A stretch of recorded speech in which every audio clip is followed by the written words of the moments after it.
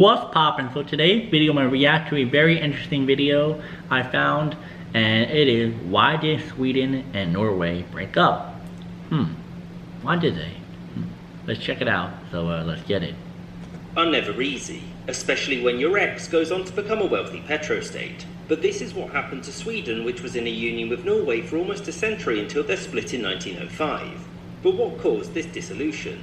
Why did Sweden and Norway break up? So, as of the closing years of the Napoleonic Wars, Norway was a part of the Kingdom of Denmark, whose ruler Frederick VI had just sided with Napoleon. Now, a lot of countries in Europe had done the same previously, like Russia, who had used Swedish closeness with Britain as justification to invade it and grab Finland for its own. Soon after this, Russia decided that it didn't like Napoleon anymore, and so it was time for new allies. The Swedish king wasn't doing much because of a heart attack, but his government did sense an opportunity. Finland wasn't coming back, but by siding with the coalition against Napoleon and his Danish ally, Sweden could gain Norway. Something which Britain, Russia and Prussia agreed to. And even the Danish king agreed to its loss, providing he got to keep Greenland and Iceland. The people of Norway were not happy with suddenly being the subjects of the Swedish king, and so the Prince of Denmark, called Christian because of course he was, declared himself the King of Norway in 1814 and proclaimed its independence. Against the Allies, he stood no chance of succeeding, but whilst they were busy fighting Napoleon, there was an opportunity to win political support. And he turned to Britain, whom he felt would recognise the plight of the Norwegian people and do the right thing to stop them from being handed over to a foreign king. But fun fact, no. Tensions rose, and when the Swedish came to claim their prize, fighting broke out. This lasted for about 2 weeks and ended with the Swedish making some concessions in return for Norway joining the Union voluntarily. Norway would keep its semi-democratic constitution, the king's powers there would be limited, and Norway would maintain separate armed forces. Relations between the two states improved over the next half a century, with the Swedish-based kings presenting a much more conciliatory tone to the Norwegian subjects. Although by doing this they angered Swedish politicians, who saw Norway as the junior partner in the Union, and many there feared that Norway would never be placated and would simply keep asking for more. And they weren't wrong.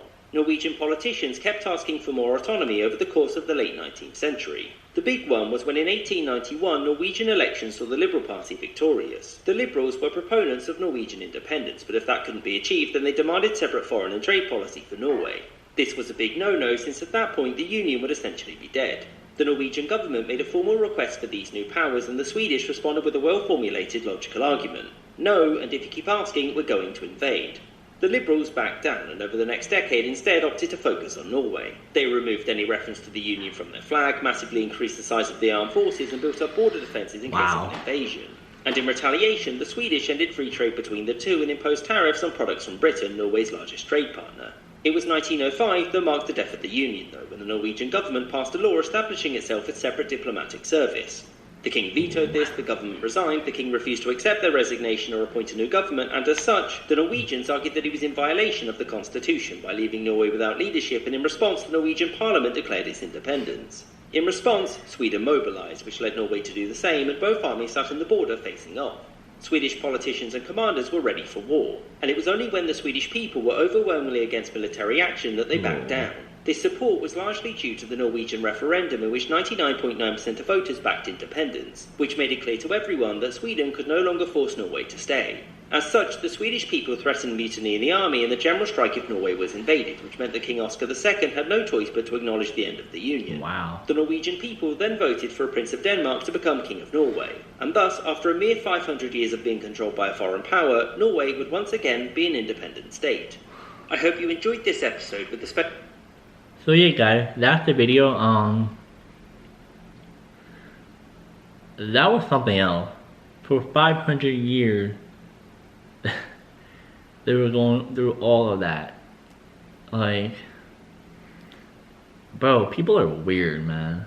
Like, no matter if it's something small or big, why would you go do this for 500 years? Like, let people be. Like, that was something else, bro. Like, a lot of stuff went on. Like, as you guys can tell, for a video for 3 minutes, he said a lot. At first they were cool, then we're not cool. Then there was a war, then it was like, you know, you just wish everyone, you know, gets along in this world, but there's gonna be people who are gonna, you know, not like, you know, what you say, or they will like it. So, you know, people have different opinions on certain stuff, and like in this video, they didn't like certain stuff. But like this video, they didn't like certain stuff that, you know, they were saying, and one didn't like it. But like this video, as you can tell, one side didn't like the other somehow, and it was just something else, man, something else. But hey, man, now we are pretty good, I guess. So yeah, guys, that's the video. Comment down below any other videos on history or pretty much anything else besides history you guys want me to react to. I'll be more happy to react to any of them. And I'll see you in the next video. Peace.